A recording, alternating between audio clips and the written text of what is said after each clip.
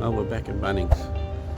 More stuff needed for the boat. I didn't get enough when I bought all the fibreglass and things. I hadn't run out of, but I've only got 1 or 2 brushes left. And I had to find some of these. Disposable brushes that don't cost much, but do the job. So 2-inch ones are the ideal one. There's 3 in there, plus there's 3 bigger ones, and they're really big ones. But they're only $8. And this stuff is to fill up. There's a few holes. There's a couple of bad holes. I just want to bog it up, and then fibreglass over the top. That stuff's about $20. It's pretty good actually. Sellies, gloves for handling the fibreglass. This is a turpentine replacement. I use it instead of terps. It's biodegradable better. This is my little sander, great little things. And then some sandpaper and some wet and dry for when I do the painting, but I don't need it yet, but I'll get it now. And that's it. And all that was over $100. Bloody hell. Good on you, Bunnings. You're back in the backyard. The one I've been spending all my time with lately, my new love. She's been stripped down a fair bit. Most of the stuff's been taken off, and all the bits and pieces have all come off. And I've taken the gunwale off. That was the big rubber strip all the way around. That was all split and not very nice, so I've taken that off and cleaned up.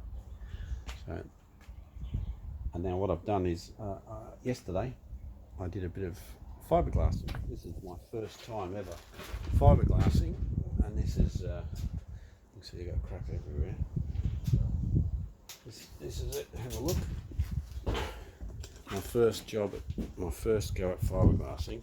I went and bought all the fiberglass and all the resin, and I had a go at doing it without checking up first. That was my first effort, because the floor's got a crack in it, so I thought, oh well, I'll fill that up. And it looks alright, really, and it went pretty good. But the problem is I only put 1 layer of fiberglass in, and when I Googled it and Yahoo'd it and YouTubed it, I found out that you need to put like 3 layers on. So I thought, okay, well, I'll put 1 on, I'll put the rest on today. But I did this as well, and that was a real failure. That was, you can see all the bubbles, and that was a bit of a waste of time. So I'll clean all that up and I'll redo that properly, but I'll cut it better.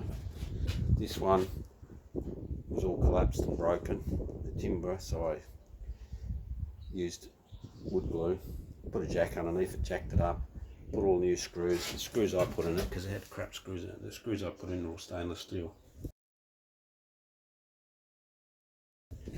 And it feels a lot more solid, but I'm going to put another bit of timber on the top. I'm going to put some ply, some of the marine ply, because these here, like these seats and storage underneath, the covers for those, all the covers were made out of aluminium. You see that? That's it there. That aluminium. See that aluminium checker plate? But it's really thin. It's so thin, and it was all bent. So I pulled it out and I bought marine ply, and I cut it all up, and that's them there drying, because I cut them out and I've painted them. So that's all marine ply to go back in there.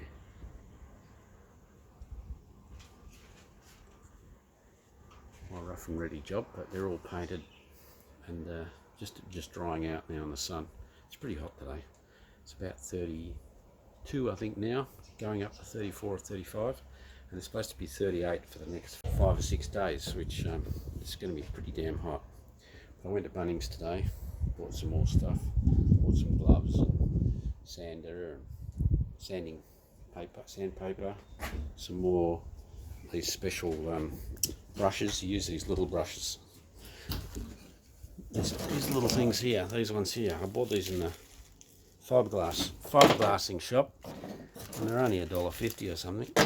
And they're pretty good for putting fiberglass, for dabbing the fiberglass, but these are good for stirring the resin. They were cheap, just but they're, I don't know what they are, bamboo, but they're good, one use. And there's the fiberglass. There's actually the roll of it. I bought 2 metres of it, which is more than I needed, but it's cheap. It's only like $7.50 a metre. There you go. 2 metres, $15. Cheap.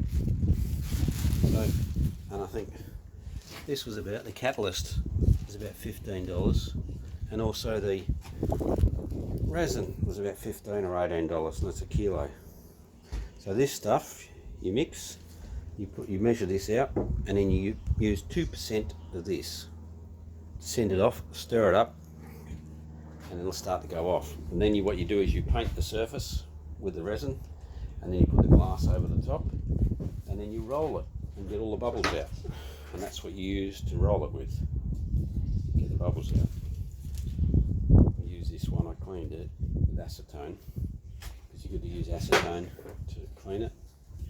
But I'm going to have another go at this in a minute. Do that one. I'm going to clean that up first, because that's embarrassing. In here there's a few things need fixing up. Down there I did a little bit.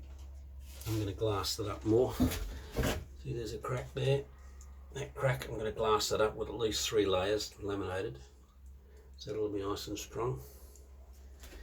And there's a few other little holes I'm going to fill up with the builder's bog and then do those.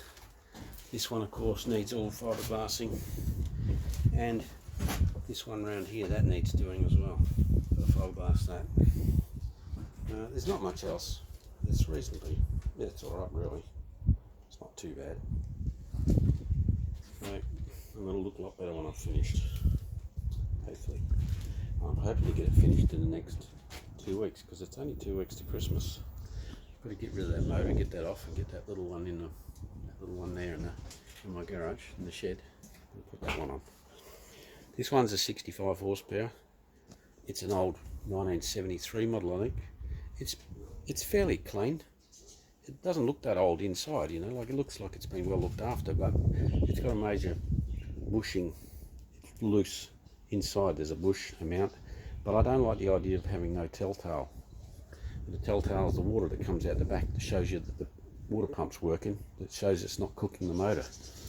Whereas the little old, that's a 35 Evinrude over there, and that's a 1976 model I think, but I've got lots of spare motors because I picked them up cheap, and that one runs like a charm. It starts first time every time, and it runs really smooth. And this is a little boat, and where I'm going, I'm not going out in the ocean. I'm just going out in the in Rockingham, and you can, if you've seen my videos, you'll see Rockingham, and it's very calm, always calm. And if there is any waves, they're only small waves, and it's protected by Garden Island. And there's plenty of fish in there. There's snapper and King George whiting and herring. Lots of squid. There's plenty of fish in there, and this is plenty big enough for me and maybe someone else to come out and go fishing. But the seats that are on here, if you can see that down there, that's the bottom of the seat, and it's still got this aluminium checker plate attached to it. You can see it's all bent up because they used ordinary steel nuts and bolts, and of course they rusted into one piece, so I had to get it off with the crowbar. Bloody hard job. But anyway, ripped it off with the crowbar, and that's what we got left. And so when this is done and cleaned and tidied up, it'll have some marine ply on the top of it, and then I'll just have some cushions, because when I'm fishing I want to be able to sit on this side, and when I've got a back going up here, it gets in the way because there's not a lot of room in the back here. So I thought, well, that's better, because when I'm steering I'll be standing up anyway. I'm looking out the front and the sides and elsewhere, and you know, maybe I'll sit down here when I'm fishing. That's it. Anyway, I'm going to get into it. I might film a little bit. I'll see how I go.